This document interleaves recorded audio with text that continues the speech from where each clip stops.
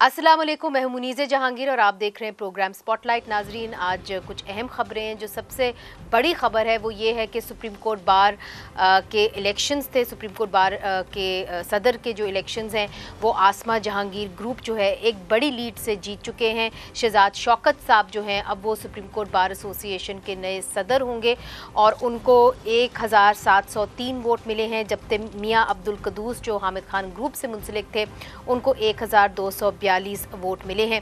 दूसरी तरफ supreme court ने अदालतों को ये भी हदायत दी है कि जो नैब के केसेस हैं उनके ऊपर अभी कोई पेशरफ नहीं होनी चाहिए जब तक कि जो अपील के केसेस हैं वो निपटा नहीं दिए जाएं। तो इसलिए जो भी नैब के केसेस थे उस हवाले से उनके ऊपर एक तरह से सस्पेंशन हो गई है।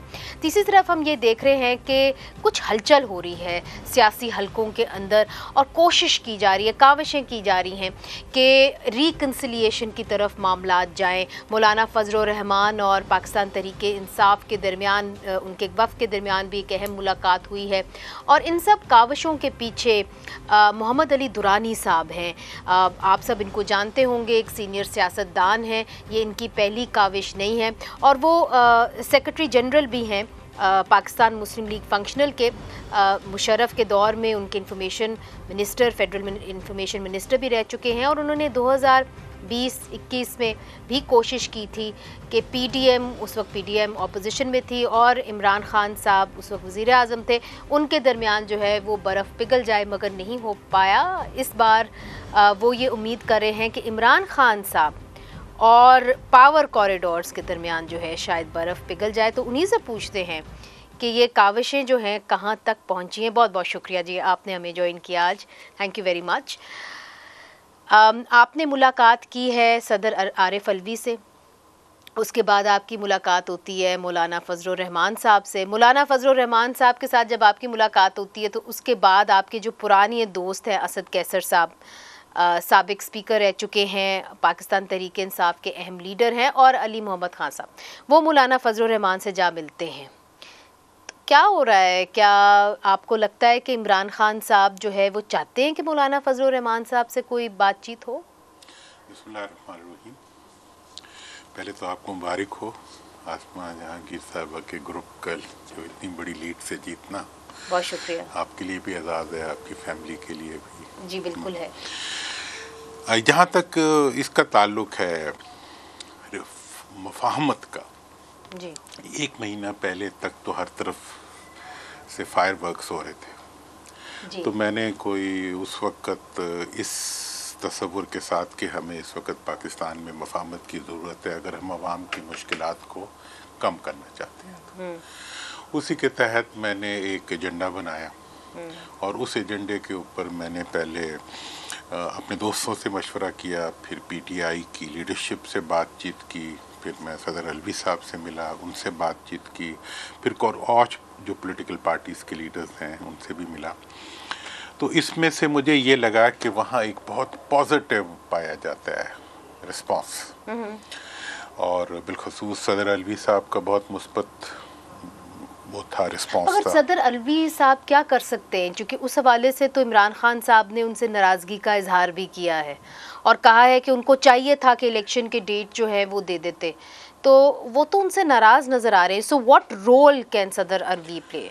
सदर अलवी साहब जो हैं वो इस वक्त पीटीआई का आखिरी हुकूमती एसेट हैं और वो जो है वो इस वक्त हुकूमत में मौजूद हैं और उनकी एक राय है और मैं ये समझता हूँ कि वो बहुत सिंसियरली अपनी पार्टी के लिए सोच रहे हैं। फिर देखें, उन्होंने मुफाहमत की बात की, फिर मैं पार्टी के पास गया, पार्टी ने उस मुफाहमत के एजेंडे को जो मैंने दिया कि जी पाकिस्तान जमहूरियत और फ़ौज को जो पॉलिटिकल कॉन्फ्लिक्ट है इससे निकाल के हमें आगे बढ़ने के लिए रास्ते ढूंढने चाहिए ताकि पाकिस्तान में पॉलिटिकल प्रोसेस और जमहूरी प्रोसेस आगे बढ़े और टकराव कम हो।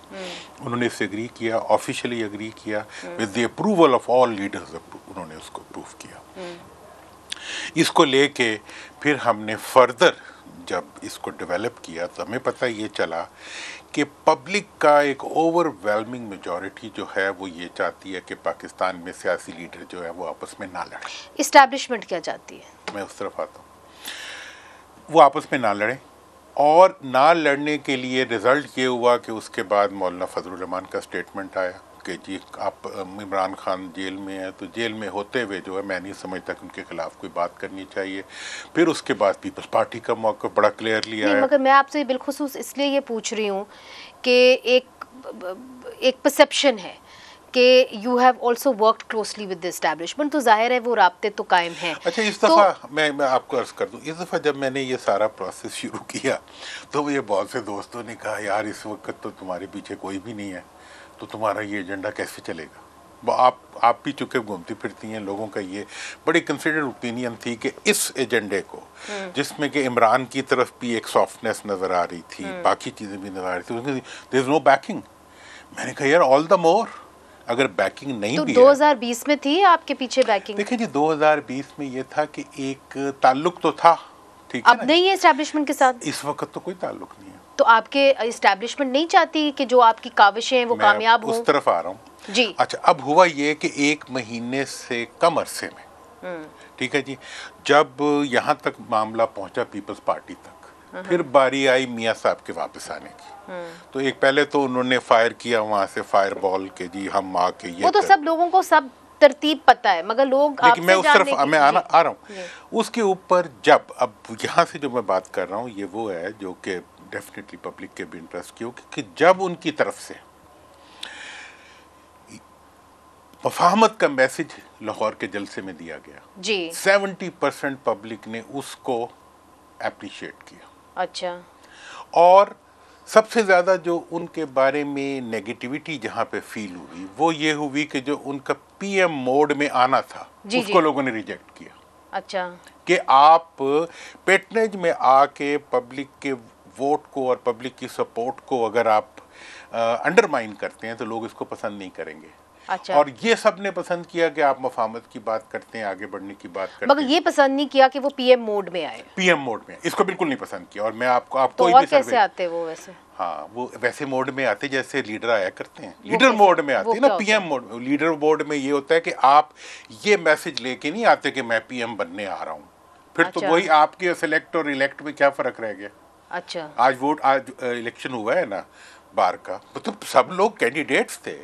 हाँ। तो अगर आप ये कहेंगे कि मैं एक फेयर एंड फ्री इलेक्शन के ज़रिए आगे बढ़ के अपने लिए और अपने मुल्क के लिए एक जमहूरी रास्ता बनाऊंगा तो लोग आपको अप्रिशिएट। मगर दुरानी साहब लेट्स रोल बैक, बिकॉज देखिए आपने मुलाकात की थी 2020 या 21 में मेरा ख्याल है शहबाज शरीफ साहब से जेल में, तो अभी आपका कोई ऐसा इरादा है कि आप इमरान खान साहब से भी जेल में मुलाकात करेंगे ताकि ये जो आपकी मुफाहमत की काविश है, You have to meet the big man. देखिए मेरा मुफाहमत की जो काविश है इस वक्त तक, देखिए उसके रिजल्ट्स आप देखें कि कितने हैं। मगर वो सिर्फ मौलाना फजलुर रहमान, आरिफ अलवी, पार्टी, अच्छा, और ये सब देखिए अब इस वक्त देखिए जमात इस्लामी में एक थे, आरिफ अलवी साहब जमात इस्लामी में थे, आपका उनसे अच्छा ताल्लुक होगा यकीनन, आपका असद कैसर साहब से जमात इस्लामी की वजह से अच्छा ताल्लुक है, मगर फिर आगे मौलाना फजलुर रहमान जेयू, तो ये जो सारा आपने जो रिंग बनाया है ना, ये आपकी पुरानी जो है।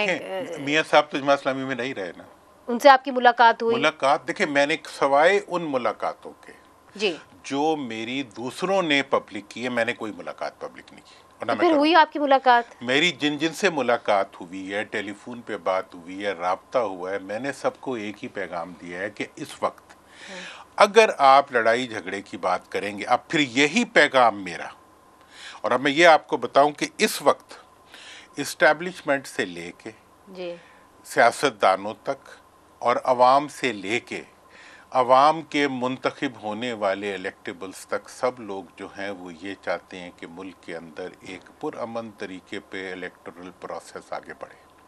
और हमारे मुल्क के अंदर एक परसेप्शन है, उसको ठीक कर दीजिए।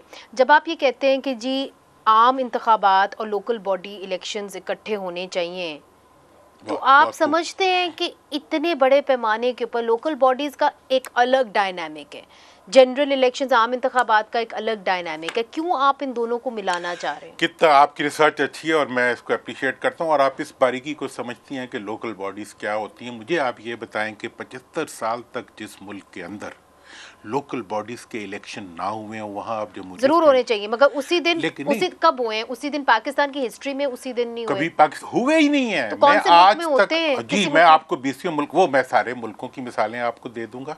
मैंने इलेक्शन कमीशन इंडिया में तो नहीं होते। नहीं, इंडिया में नहीं होते, लेकिन उधर तो स्टेट इलेक्शन भी मुख्तलिफ होते हैं। इंडिया के अंदर तो जो नेशनल इलेक्शंस हैं वो भी स्टैगर्ड होती हैं और डिफरेंट डेट्स पे होते हैं। मैं आपसे ये सवाल इसलिए कर रही हूँ क्योंकि जो आपके नाकदीन है वो पता क्या कह रहे हैं? वो कह रहे हैं कि दुरानी साहब जो हैं वो इलेक्शन डिले करने की कोशिश कर रहे हैं, इसलिए कह रहे हैं कि लोकल बॉडी इलेक्शंस और आम इंतखाबात इकट्ठे होने चाहिए। ये शरारत है उनकी। मेरा ये जो था ना, मेरी ये कन्विक्शन है कि इस मुल्क के अवाम को आज तक कुछ नहीं दिया गया सिवाय इलेक्टेबल्स के, वडेरों के, जागीरदारों के और उन लोगों के जो के मजबूत लोग हैं, उनके लिए पूरा मुल्क है। और आपको पता है आज उस क्रिटिसिज्म का आप क्या कहेंगे कि आप इलेक्शन डिले करने की कोशिश कर रहे हैं? इलेक्शन डिले की जो ये इल्ज़ाम था, इसकी वजह से मैंने ओवर एम्फेसाइज नहीं किया इस इशू के ऊपर। आपको पता है मैं ये फ्लोट कर रहा हूँ कि भाई ये तौहीन है आवाम की कि आप लोकल बॉडीज़ तक उनको नहीं लाते और आप लोकल बॉडीज़ थानेदारों के ज़रिए कराते हैं, आप इलेक्शन कमीशन के ज़रिए नहीं कराते। अगर एक दिन, जिस दिन लोकल बॉडीज़ सूबाई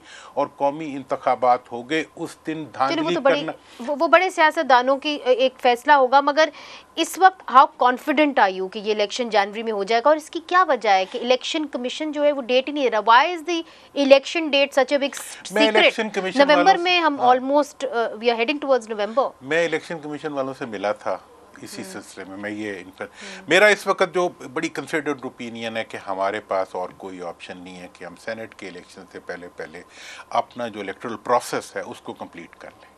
और इसीलिए मैंने किसी नई चीज़ पे ओवर एम्फसाइज नहीं किया कि उसकी वजह से इलेक्शन पे कोई इफेक्ट ना आए। इलेक्शन कमीशन वाले कहते हैं कि हम well with in the schedule हैं और हम इस चीज़ को अरेंज कर सकते हैं, हमें कोई प्रॉब्लम नहीं है और हम डेट्स अनाउंस करेंगे। आप चाहते हैं कि इलेक्शन जनवरी में हो जाए? मैं तो चाहता हूँ जी जनवरी में हो जाएं और हो जाएं। अच्छा। और होने का फ़ायदा ये होगा कि एक इलेक्टोरल प्रोसेस आगे चले। गवर्नमेंट किस तरह की बननी चाहिए उसका मैं अगला फार्मूला लाऊंगा। अच्छा, आरिफ अलवी साहब के साथ जो आपकी मुलाकात हुई उसकी कुछ बातें भी ज़रा सी तो बताएं, इसलिए चूँकि उसके अंदर आपने CBMs की बात की कि जी CBMs होने चाहिए इस्टेब्लिशमेंट और PTI के दरमियान। तो क्या CBMs आप लोग समझते हैं? देखिए, मैं ये समझता हूँ कि पब्लिक जो है और पब्लिक सपोर्ट जो है, हाँ वो PTI की हो या किसी और पार्टी की हो, वो इस्टेब्लिशमेंट का स्ट्रेटेजिक एसेट है।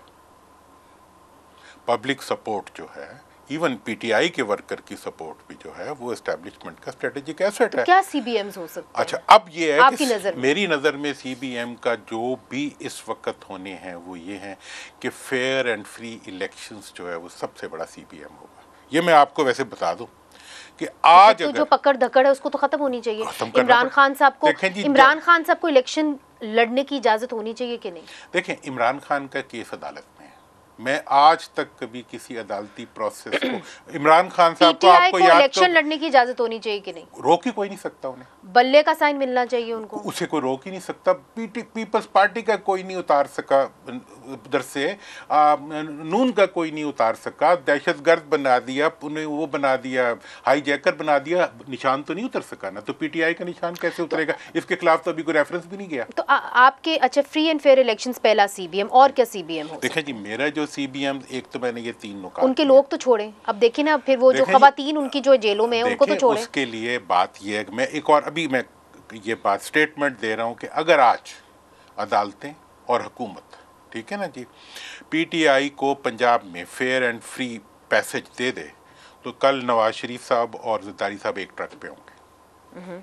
अब ये कि ये इतना बड़ा अपने लिए ब्लैक स्पॉट जो है अर्न कर रहे हैं पॉलिटिकल लाइफ के अंदर, ये लीडरशिप के। और मेरे इस CBM के बाद डेफिनेटली अब उन्होंने ये कहना छोड़ दिया है कि जी PTI इलेक्शन में ना हो या उसका बल्ले का निशान ना हो या ना, ये सब चीज़ें खत्म। किसने कहना छोड़ दिया? तमाम पार्टीज ने। अच्छा। पहले कह रहे थे कि जी इनको कोई हक नहीं है, जी इन्होंने ये किया वो किया।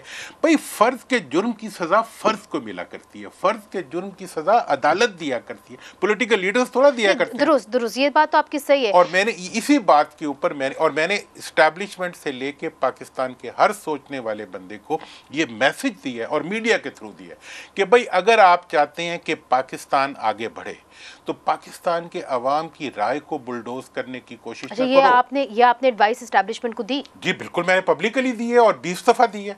और मैं आपको ये भी बताऊं, उन्होंने क्या जवाब दिया? देखिए उनकी तरफ से एक जो है ना, मेरे से एक दोस्त ने पूछा, कहने लगे इस बार तो तुझे आप ही निकले, पीछे तो कोई भी नहीं है। मुझे हमारे एक दोस्त हैं, बड़े अच्छे जर्नलिस्ट। आप समझते मैं आपकी बात यकीन कर रही हूँ? हाँ, उन्होंने मुझे कहा, उन्होंने यकीन आपके पीछे वैसे है नहीं एस्टैब्लिशमेंट? नहीं, कोई भी नहीं।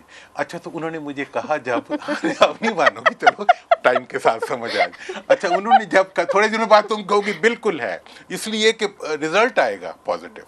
अच्छा, उन्होंने जब मुझे कहा तो मैंने कहा यार देखो इस दफा, कहने लगे तो पीछे ताड़े कोई नहीं थी, लेकिन थोड़ा माहौल बन गया। उन्होंने कहा, मैंने कहा यार देखो मतलब एक उनकी मेहरबानी तो है ना। कहते क्या? मैंने कहा उन्होंने मुझे रोका नहीं है, वरना मुझे रोक भी सकते थे।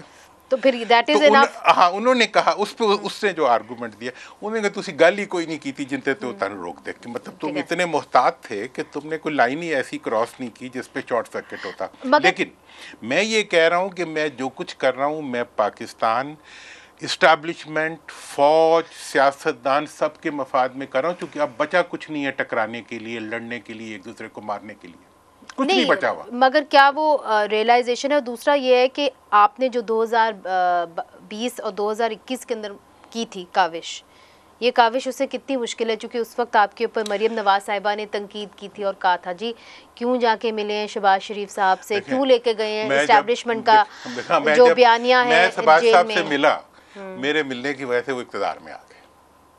अच्छा, हाँ, और मैंने निकल के इमरान खान साहब को कहा, जो कि ब्लू आइट थे एस्टैब्लिशमेंट, मैंने कहा आप किसी को मुल्ज़म तो कह सकते हो, चोर नहीं कह सकते, डोंट से इट। अच्छा, मेरे बारे में अब आप जाके इमरान खान साहब को भी मिल ले शायद। मैं अब इमरान खान साहब, मेरा रोज हर चीज उन तक पहुंच जाती है, कोई चीज, और वो 1 मिनट में मिल रहे वैसे आप उनको? नहीं, अभी तक मेरी मुलाकात। अच्छा, मैं फिर ऐसे ही एक फसाना बन जाता है मिलने का।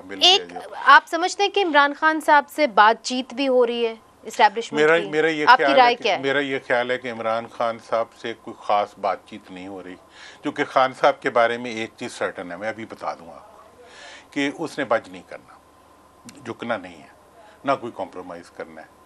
कॉम्प्रोमाइज़ तो उन्होंने उस वक्त भी नहीं किया जब मुल्क को ज़रूरत थी कॉम्प्रोमाइज़ की, उन्होंने उस वक्त भी नहीं किया। तो फिर असद कैसर साहब और मोहम्मद अली साहब क्यों जा रहे हैं मौलाना फजलुर रहमान साहब? मौलाना फजलुर रहमान से मिलने के लिए उनको इजाज़त दी थी इमरान खान साहब? हर एक को इजाज़त है, मेरा मुझे कोई शक नहीं, उनकी कमेटी ने इजाज़त दी। देखें, एक और पीटीआई का उधर मुद्दा क्या था? एक और, हाँ वो मैं बता दूं, क्योंकि वक्त की किल्लत है, मैं जानना चाहूंगी। जी, पीटीआई का एक बड़ा इस वक्त एडवांटेज सामने आया है कि वो गैर मौरूसी पार्टी ऐसी है जिसकी अगर लीडरशिप नहीं भी है तो they are acting like an institution.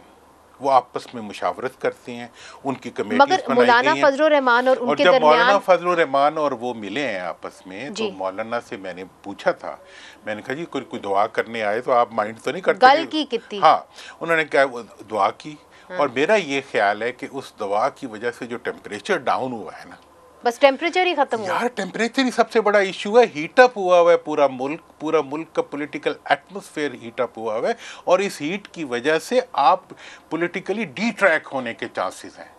अगर आप मुल्क की सियासत को, जमहूरियत आपको पता है अली जफर साहब कल हमारे शो पे थे और उन्होंने कहा था कि एक नुक्ते के ऊपर सिर्फ खान साहब ने मुझे कहा है, और वो ये है कि अगर इलेक्शंस डिले होते हैं तो फिर आप तमाम सियासी जमातों से मुशावरत करें, अदरवाइज हमने कभी नहीं कहा कि आप जाके और पॉलिटिकल पार्टीज के साथ बैठे, क्योंकि एक तरफ से करप्ट लोग हैं, एक तरफ से ईमानदार लोग हैं। उन्हें जरूरत ही नहीं है। मैंने अभी आपको क्या कहा है, मैंने कहा है कि आज अगर फेयर एंड फ्री पैसेज मिल जाए पीटीआई को तो पीपल्स पार्टी और नून एक ट्रक पे खड़े होंगे। वजह इसकी ये है कि उन्होंने किसी भी पॉलिटिकल प्रोसेस के, इस वक्त जो पीटीआई फेवर या पीटीआई डिमांड कर रही है वो ये है कि उन्हें fair and free passage of legal course के लिए एक पैसेज दिया जाए, जो जेन्युइन डिमांड है, हर कोई उसको एग्री करता है।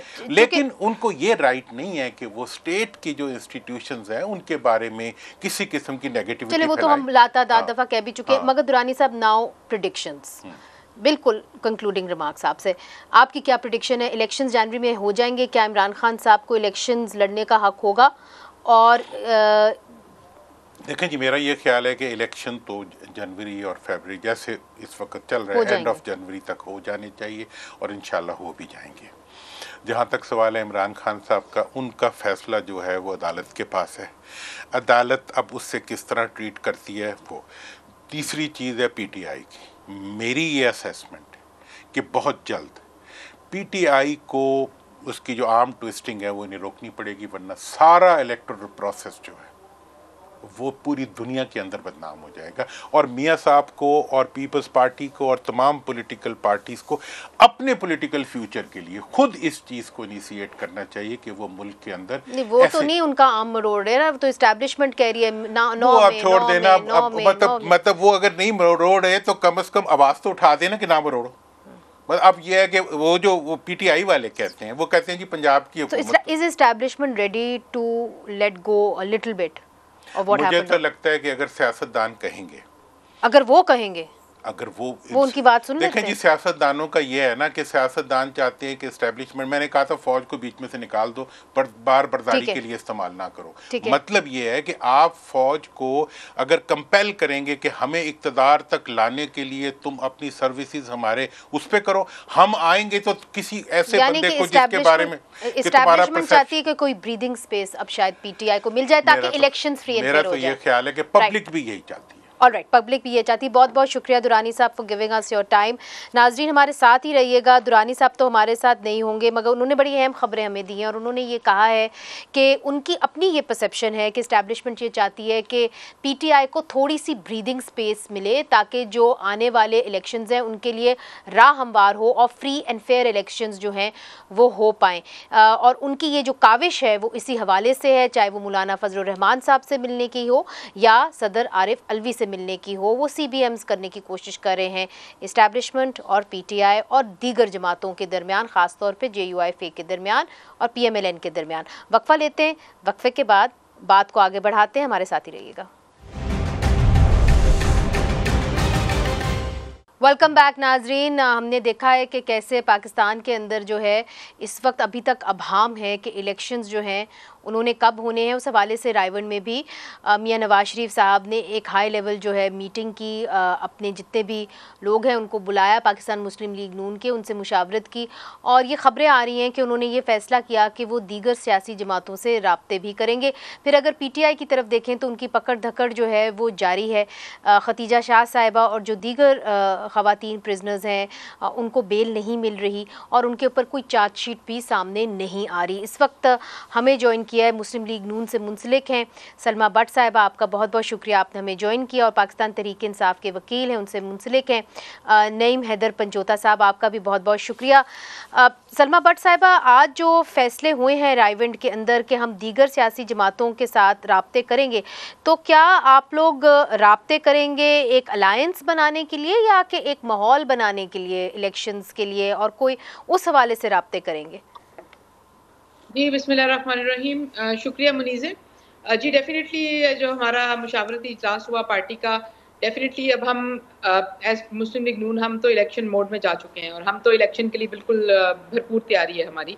और हमने 21 अक्टूबर को जो जलसा हुआ जिसमें नवाज शरीफ साहब वतन वापस आए अल्हम्दुलिल्लाह, और वो एक बहुत बड़ी सब पूरे पाकिस्तान के लिए एक बहुत बड़ा जो इस्तकबाल देखने को मिला अब मीनार पाकिस्तान पे, बड़ा तारीखी इस्तकबाल हुआ और तारीख का सबसे बड़ा जो मजमा था उसने अपनी एक कह सकते हैं कि राय भी दे दी इलेक्शन के हवाले से कि इलेक्शन डेफिनेटली होना ज़रूरी है और इलेक्शन के अंदर अवाम का इंतखाब क्या है ये भी उस जलसे से पता चल जाता है।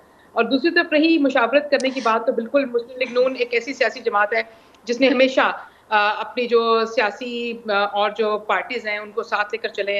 हमने हमेशा मुशावरत की है, मुतअद्दिद बार की है, मुख्तलिफ मौक़ों पर की है। हम पीडीएम का हिस्सा साहिबा, कता कलामी माफ़, मगर ब्रेक से पहले मोहम्मद अली दुरानी साहब हमारे शो में मौजूद थे और उन्होंने ये कहा कि एक काविश जारी है उनकी तरफ से कि राह हमवार हो फ्री एंड फेयर इलेक्शंस की, और उस हवाले से पीटीआई को जिस तरीके से उनकी पकड़ धकड़ हो रही है, उनको कोई ब्रीदिंग स्पेस नहीं दी जा रही, उस हवाले से जो दीगर सियासी जमातें बिलखुसूस पाकिस्तान मुस्लिम लीग नून, उनको भी ये मुतालबा करना चाहिए कि जो उनके लोग बड़ी तादाद के अंदर पॉलिटिकल प्रिजनर्स बने हुए हैं उनको रिहा कर दिया जाए। जी मुनीज़े, बिल्कुल मेरा ख्याल है कि फ्री एंड फेयर इलेक्शन ही पाकिस्तान का हल है, लेकिन जब फ्री एंड फेयर इलेक्शन ना होने की बात करें या लेवल प्ले फील्ड जो है उसकी जब हम बात करते हैं, बहुत ज़्यादा ये सुनने को ये इस्तिलाहात मिलती है, तो उसमें हमें देखना पड़ेगा फ्री एंड फेयर इलेक्शन तब नहीं थे जब 2002 में नवाज शरीफ को इलेक्शन नहीं लड़ने दिया गया था, और फ्री एंड फेयर इलेक्शन तब भी नहीं थे जब 2008 में नवाज शरीफ को इलेक्शन से बाहर रखा गया था। फ्री एंड फेयर इलेक्शन तब भी नहीं थे जब 2018 में नवाज शरीफ को इलेक्शन से बाहर रखा गया था। गुज़श्ता 25 सालों में मगर अभी भी मियां नवाज शरीफ साहब क्या इलेक्शन लड़ पाएंगे कि नहीं लड़ पाएंगे, ये एक बहुत बड़ा सवाल है। पंजोता साहब आपकी जानिब, देखिए उस वक्त विमेन प्रिजनर्स इतनी ज़्यादा नहीं थी। 2018 में जब इलेक्शंस लड़ने जा रहे थे, मरियम नवाज साहिबा ज़रूर जेल के अंदर थी। आपकी जो विमेन प्रिजनर्स हैं, चाहे वो खतीजा शाह हो, चाहे वो सनम जावेद हो, उनके पर कोई चार्जशीट क्यों नहीं ड्रॉ की जा रही? और क्या ये लीगल है कि इतनी बड़े अरसे के लिए आप उनको कई हफ्तों के लिए जेलों में रखें, महीनों के अंदर जेलों में रखें, मगर आप उनके खिलाफ चार्जशीट ही ना करें और यही ना बताएं कि जी उनका जुर्म क्या है? देखें, बहुत शुक्रिया मुझे आपने टाइम दिया। बात की है, गुजारी ये है कि नवाज शरीफ साहब के हवाले से जो बात हो रही है कि 2008 में 10 में उस टाइम पे इस टाइम के ऊपर क्या इमरान खान ने उनको बाहर रखा, पहली बात। दूसरी बात यह है कि 3 अदवार में हुकूमत हुई, क्या परफॉर्मेंस है, उसके ऊपर मैं मजीद बात करूंगा। लेकिन जो आपने सवाल किया है, ये लाकानूनियत या आइन को पामाल जिस तरह मुल्क में किया गया है, उसकी मिसालें जो हैं वो नहीं मिलती। वो कैसे किया गया है कि अगर सनम जावेद साहिबा या उसके साथ साथ खतीजा शाह या बाकी जितने पॉलिटिकल लीडर्स हमारे गिरफ्तार हैं, तो उनके केसेस के अंदर जो फाइल्स हैं, वो जब भी हाई कोर्ट या वहाँ पर कोर्ट तलब करती है कोई जमानत का मामला हो या ओवरऑल, तो वो कहते हैं जी कि वो फाइल कहीं और गई है, वहाँ पर वो रिकॉर्ड का हिस्सा है और वहाँ पर ये मामला चलता है। एक मुकदमे में जमानत होती है, नया मुकदमा जो है उसके ऊपर डाल दिया जाता है। अगर एक FIR के अंदर जो है बेल होती है, तो नई FIR जो है वो उसके यानी नई दफात हैं वो उसके अंदर ऐड कर दी जाती है। तो ये सिलसिला चल रहा है। दूसरी तरफ अगर देखा जाए तो अगर इस्तकबाल की बात की जा रही है, मगर देखिए ये तो अदालतों तक मामला है ना पंजोता साहब। अब बात ये है कि जिस तरह मोहम्मद अली दुरानी साहब कह रहे हैं कि जी बाकी सियासी जमातें भी अब इसके ऊपर आमादा हो जाएं, कंसेंसस करें कि जी अगर राह हमवार करनी है फ्री एंड फेयर इलेक्शंस के लिए, तो फिर जो है आप लोगों को इकट्ठे मिलके और ये मुतालबा करना होगा कि थोड़ी सी छूट PTI को देनी चाहिए। तो आपको लगता है कि अगर ये सियासी मुतालबा किया जाए, तमाम सियासी जमातें इस पर आमादा हो जाएं, तो कोर्ट्स भी थोड़ी नरम होंगी, इसका बराह रास्त असर अदालतों के फैसलों पर होगा? देखें, बात ये है कि इस वक्त जो पोजीशन देखी है हमने रिसेंटली, 100 से ज्यादा दरखास्तें हमने जलसों के हवाले से दी हैं, लेकिन किसी के ऊपर इजाजत नहीं मिली सिवाय 1-2 दरखास्तें अलाउ होने के हवाले से। और वो अगर वहां पर गैदरिंग की कोशिश की गई है तो छापे मारे गए। करक में तो गोलियां चलाई गई हैं, एक मर्दान में और वहां पर सवात में कॉर्नर मीटिंग्स हुई हैं, वहां पर लोगों को उठा लिया गया है। हम ये कहते हैं कि कैंडिडेट्स को कैंपेन की हर तरह की इजाजत हो। इमरान खान साहब को बेगुनाह रखा गया है, कसूर क्या है? एब्सोल्युटली नॉट था और वो उस जगह पे खड़ा है। दूसरे दिन एब्सोल्युटली नॉट नहीं, मगर मेरा सवाल तो बड़ा मुख्तलिफ था ना। मेरा वो सवाल ये था कि अगर सियासी दर्जा हरारत कम होती है, ऑपोजिशन ये डिमांड करती है कि चलें जी फ्री एंड फेयर इलेक्शंस करना है, उसके लिए राह हमवार करें, उसके लिए पॉलिटिकल प्रिजनर्स छोड़ें, उसका बराह रास्त असर अदालतों पर पड़ेगा, अदालतों के फैसलों पर पड़ेगा, अदालतों के रवैयों पर पड़ेगा। देखें, बात यह है कि जो आपने सवाल किया उसका एग्जैक्ट जवाब ये दे दूं कि ये सारा मामला खत्म कर दिया जाए ना और फ्री एंड फेयर इलेक्शन करवाया जाए, तो फिर इमरान खान वज़ीर आज़म बनने से कोई नहीं रोक सकता और ये नहीं चाहेंगे। अगर ये चाहते हैं ना कि थोड़ी बहुत छूट दे दी जाए और इमरान खान को अंदर रखा जाए या किसी और को बनाया जाए या खान बाहर चला जाए, तो वो बिल्कुल बात गलत है। जो कानूनी तौर पर रास्ता है हम वो अडॉप्ट करेंगे। और ऐसी काविश हो रही है वैसे? जी, ऐसी काविश हो रही है कि इमरान खान साहब को अंदर रखा जाए, किसी और को लीडर बनाया जाए?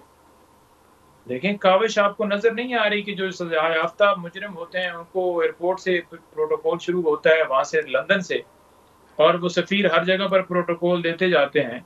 एक गुड टू सी यू के ऊपर एतराज लगाया गया था और पूरी दुनिया में गुड टू सी हुआ, और पंजाब हुकूमत, अदालतें और हर जगह पे मैट्रिक का अमला, आपने हर जगह पर गुड टू सी कि किस तरह उन्होंने फौरन ला के उनकी अपीलें भी बहाल कर दी गई और उनकी सजा सस्पेंशन की तरफ भी जनाब ये मामला चला गया है। और दूसरी तरफ अगर देख लें तो पंजाब हुकूमत ने इस बुनियाद के ऊपर उनकी सजा सस्पेंड की है कि उनकी उम्र 73 साल थी और वो सेहत उनकी एज ज्यादा थी और इस वजह से वो जेल के अंदर रह नहीं सकते। तो आपको कतई कलामी माफ, आपको जो है एक अदालतों का प्रेजुडिस नज़र आ रहा है, जो एक रवैया है मियां नवाज शरीफ साहब की तरफ और एक रवैया जो आपके कारकुनान हैं पीटीआई की तरफ, ये हम सवाल रखेंगे सलमा भट्ट साहिबा के सामने। वक्फा लेते हैं, वक्फे के बाद फिर से हाजिर होते हैं। वेलकम बैक नाजरीन। सलमा भट्ट साहिबा, जिस तरह के पंजोटा साहब ब्रेक से पहले भी बता रहे थे कि जी उनके कई ऐसे इजलास होते हैं जिनको वो मुनक्किद ही होने ही नहीं देते और उन लोगों को वो उनके ऊपर धावा बोल के, जिस तरह लाहौर के अंदर हमने देखा कि उन्होंने एक कॉर्नर मीटिंग करने की कोशिश की, उसके ऊपर क्लैम्प डाउन कर दिया गया, लोगों को हिरासत में 80 लोगों को हिरासत में ले लिया गया। अब ये आपकी पार्टी के लिए क्या ये एक अच्छा परसेप्शन हो रहा है कि जी एक तरफ से पीटीआई जो आपका असल हरीफ है पंजाब के अंदर, उनको तो कैंपेन तक नहीं करने दिया जा रहा, मगर आपको जो है जलसे की इजाज़त है, तो फिर आपके ऊपर भी तो एक लोग देख के कहेंगे ना जी कि इनको फेवर किया जा रहा है। वो जो नेगेटिव सोच है वो आपके लिए अच्छी होगी जब आप जाएंगे और वोट मांगेंगे अवाम से? नहीं जी, हमारे साथ ऐसा कुछ नहीं हो रहा, कोई ऐसे में खास फेवर नहीं की जा रही।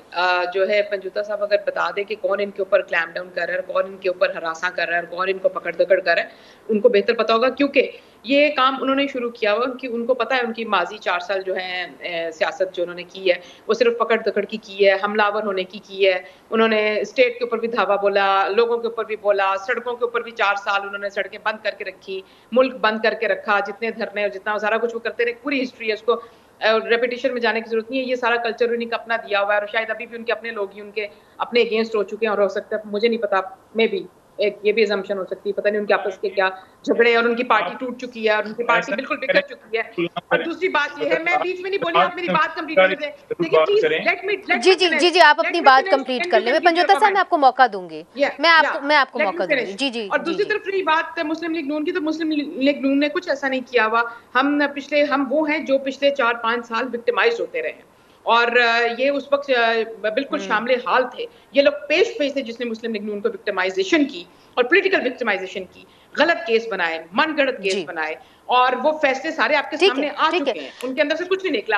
अब जो पॉलिटिकल, क्योंकि हम वो पॉलिटिकल पार्टी नहीं थी जिसने जलाओ घेराव किया हो, जिसने इंतशार फैलाया हो, जिसने फसाद किया हो, जिसने स्टेट को चैलेंज किया हो, स्टेट के ऊपर हमलावर हुई हो। लिहाजा अब हम अगर पॉलिटिकल, पहले हम पे इतराज था कि हम इलेक्शन की तरफ नहीं जा रहे, अब हम अगर इलेक्शन की तरफ, हम तो कह रहे हैं भाई इलेक्शन कराएं, इलेक्शन जो टाइम अनाउंस किया हुआ इलेक्शन कमीशन ने उसके ऊपर कराएं, और ये इलेक्शन कमीशन ने टाइम लिया क्योंकि इलेक्शन कमीशन फिर रिश्ते मुकम्मल कर रहा था, इलेक्शन कमीशन ने सलमा साहिबा, और अब ये पंजोटा साहब मेरा ख्याल है इसके ऊपर रिस्पॉन्ड करना चाहेंगे।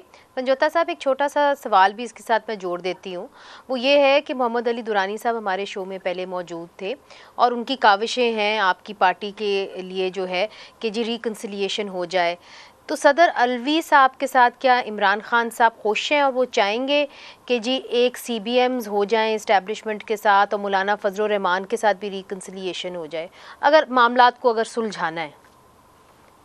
देखिए, मेरे नोटिस में ऐसी कोई बात नहीं है कि इमरान खान साहब ने मौलाना फजल रहमान के हवाले से कोई बात की हो, और दूसरे नंबर पर जो अफवाहें वो फैलाई गई उस वक्त भी वो सिर्फ अली मोहम्मद खान साहब हों या असद कैसर साहब हों या साथ और दोस्त थे बेस्टर साहब वगैरह, वो फातह के लिए गए थे, उन्होंने क्लैरिफिकेशन दी। दूसरे नंबर पर बात यह है कि ये जो बात कर रही है हमलों की, 97 में क्या पीटीआई ने सुप्रीम कोर्ट के ऊपर हमला किया था? क्या पीटीआई ने ये कहा था कि मुंबई हमलों में हमारे इदारे इन्वॉल्व हैं? क्या पीटीआई ने नवाज शरीफ को 2017 में नायल किया था? क्या पीटीआई ने एक आईनी हुकूमत को, जो वजीर आजम जिसके दौरे हुकूमत में 6+ जो है GDP थी, उस वक्त जो है बेहतरीन चलती हुकूमत को एक वोट ऑफ नो कॉन्फिडेंस बाहर से एक साइफर के साथ साजिश करके एक धमकी की सूरत में हटाया गया? क्या जो है वो मॉडल टाउन के अंदर गोलियां जो है वो पीटीआई ने चलाई? तो ये बात ना करें, ये सिर्फ इनके पास बयानियां, ये समझ कि इस वक्त क्योंकि पीटीआई मकबूल है तो उसको किसी तरीके से अगर साइड पर किया जाए तो पीपल्स पार्टी का मुकाबला नहीं है। वोट से आए ना, ताकत से आए। ये जो माजी की तलखियां हैं, बहुत शुक्रिया पंजोता साहब, I am sorry we have run out of time. Salma Bhatt साहिबा आपका भी बहुत बहुत शुक्रिया।